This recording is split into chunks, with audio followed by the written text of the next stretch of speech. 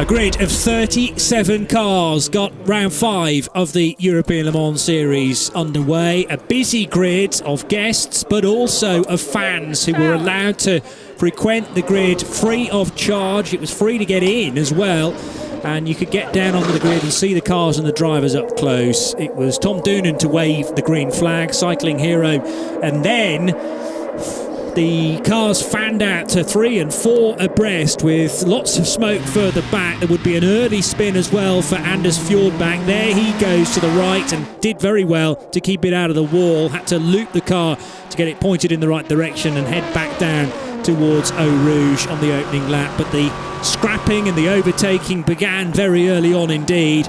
These would be the eventual winners, Lucich Racing, but only after a brilliant stint, or a couple of stints from Fabien Laverne. An off-track moment for Bruno Senna. He couldn't recover the moment in the gravel and slammed into the tyre wall. That meant significant damage for the RLR M Sport entry. Battling at the LMP3 sharp end started as well between Colin Noble and Luca Legere. There was contact between Noble and the rear of David Drew's car for Real Team Racing, which dislodged part of the bodywork, and Real Team later on would need to come in to repair it. Colin Noble judged to be at fault for the incident, and he had to come in for a stop-go penalty.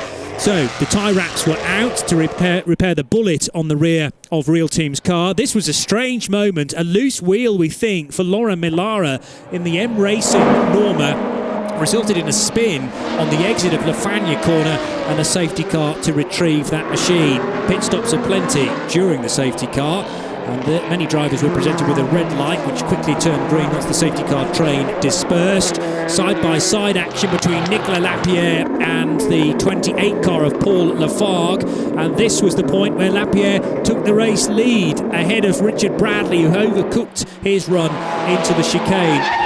It was a big moment after brakes exploded on the Konstantin Tereshchenko Ligier for Panis Barthes competition. He went backwards into the tyres. More pit stops as the 39 car came through in the end to finish in second position. An awesome move around the outside at Lecombe from Jean-Eric Verne on Memo Rojas.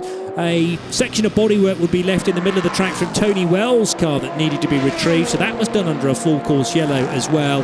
Tony Wells and Colin Noble eventually finishing third in LMP3, behind Nigel Moore and behind in LMP3 the Mikkel Jensen and Jens Pedersen car. But it was a win overall in LMP2 for United Autosports, Phil Hansen and Philippe Abacus. What about this for a second place finish, eventually going the way of Tristan Gomendy, the car that finished third on the road after a rather robust manoeuvre from Antonin Borger. But there are the two celebrating after race victory here at Spa.